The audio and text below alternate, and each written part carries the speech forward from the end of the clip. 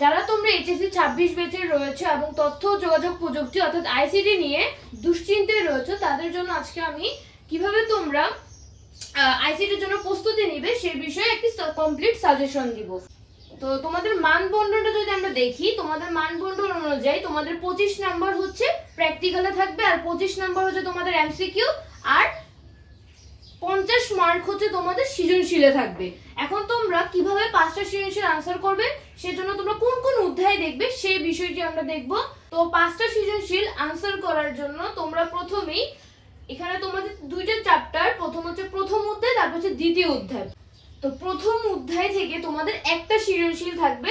তোমরা ক এবং জ্ঞানমূলক এবং অনুধাবনমূলক প্রশ্নের জন্য তোমাদের বিগত সালের যে প্রশ্নগুলো রয়েছে সেগুলো দেখবে, আর তোমাদের হচ্ছে গ এবং ঘনং এর জন্য তোমরা এই সকল টপিকগুলো দেখবে। তারপর তোমাদের দ্বিতীয় অধ্যায় থেকে তোমাদের 1 থেকে 2টা সৃজনশীল থাকবে। 2টা সৃজনশীল আসতে পারে কারণ তোমাদের প্রথম অধ্যায় এবং দ্বিতীয় অধ্যায় এই 2টা অধ্যায় মিলিয়ে তোমাদের 3টা সৃজনশীল থাকবে। যদি প্রথম অধ্যায় থেকে একটা সৃজনশীল আসে, দ্বিতীয় অধ্যায় থেকে 2টা সৃজনশীল আসবে। তো দ্বিতীয় অধ্যায় থেকে 2টা সৃজনশীল আসার সম্ভাবনা বেশি। তো দ্বিতীয় অধ্যায়ে তোমাদের যে টপিকগুলো তোমরা দেখবে সেটা হচ্ছে ডেটা ট্রান্সমিশন মেথড, তারপর হচ্ছে ডেটা ট্রান্সমিশন মুড, তারপর হচ্ছে ডেটা কমিউনিকেশন মাধ্যম, তারপর হচ্ছে বিভিন্ন প্রজন্মের যে মোবাইল ফোন, নেটওয়ার্কের প্রকারভেদ, তারপরে নেটওয়ার্কের ডিভাইস, তারপর হচ্ছে নেটওয়ার্ক টপোলজি, এই সকল বিষয়গুলো তোমরা ভালোভাবে দেখবে। তারপর হচ্ছে তৃতীয় অধ্যায়। তো তৃতীয় অধ্যায় থেকে তোমাদের 2টা সৃজনশীল আসবে। প্রথমটা হচ্ছে সংখ্যা পদ্ধতি, তারপর হচ্ছে বাইনারি যোগ বিয়োগ, তারপর হচ্ছে দুই এর পরিপূরক, তারপর হচ্ছে কোড, এই টপিক থেকে তোমাদের একটা সৃজনশীল থাকবে। তারপর তোমাদের বুলিয়ান অ্যালজেব্রা এবং ডিজিটাল ডিভাইস, এখান থেকে তোমাদের একটা সৃজনশীল থাকবে। যদি তোমাদের কাছে দ্বিতীয় যে টপিকটা এটা যদি কঠিন মনে হয়, সেক্ষেত্রে তোমরা প্রথম যে টপিকটা সংখ্যা পদ্ধতি, এই টপিকটা ভালোভাবে পড়বে, এখান থেকে তোমাদের একটা সৃজনশীল আসবে। তো তোমরা যদি প্রথম অধ্যায়, দ্বিতীয় অধ্যায় এবং তৃতীয় অধ্যায় ভালোভাবে পড়ো, সেক্ষেত্রে তোমরা 4টা সৃজনশীল আনসার করতে পারবে।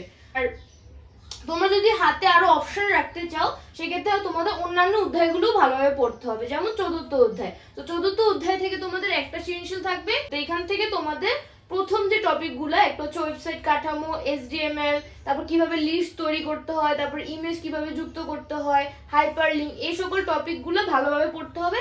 এবং তোমাদের এই টপিকটা একটু ধারণা নিয়ে যাবে, সেটা হচ্ছে ওয়েবসাইট ডিজাইনিং এবং পাবলিশিং, এই টপিকটা একটু ধারণা নিয়ে যাবে। তো এখান থেকে তোমাদের একটা সৃজনশীল থাকবে। অর্থাৎ তোমরা যদি বুঝতে পারো যে কোন ট্যাগ দিয়ে এগুলো করতে হয়, ট্যাগগুলো যদি তোমরা ভালোভাবে বুঝতে পারো যে যে কোনো লিস্ট বা ছবি যুক্ত করার জন্য কোন ট্যাগগুলো ব্যবহার করা হয়, সেই ট্যাগগুলো যদি তোমরা ভালোভাবে বুঝতে পারো HTML এর, তাহলে তোমরা এই অধ্যায় থেকে আনসার করতে পারবে। তারপর তোমাদের পঞ্চম অধ্যায় এবং ষষ্ঠ অধ্যায়, এই টপিক থেকে তোমাদের পঞ্চম অধ্যায় থেকে একটা সৃজনশীল এবং ষষ্ঠ অধ্যায় থেকে তোমাদের একটা সৃজনশীল থাকবে।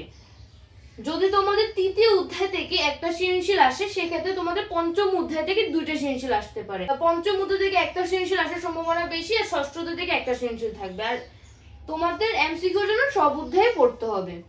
তোমাদের কাছে যদি প্রোগ্রামিং অধ্যায়টা পঞ্চম অধ্যায় যদি সহজ মনে হয়, সেক্ষেত্রে তোমরা অবশ্যই পঞ্চম অধ্যায় থেকে আনসার করবে, কারণ প্রথম অধ্যায় এবং দ্বিতীয় অধ্যায় এই দুটো চ্যাপ্টার হচ্ছে তোমাদের একটু থিওরি। তো সেজন্য এখান থেকে তোমরা যদি সৃজনশীল আনসার করো, সেক্ষেত্রে তোমাদের 10-এর মধ্যে তোমাদের 8 বা হাইস্ট হচ্ছে 9 দিতে পারে।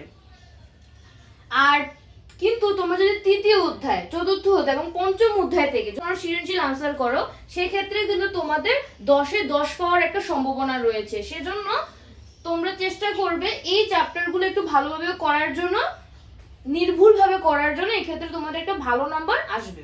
ভালোভাবে প্রস্তুতি নাও।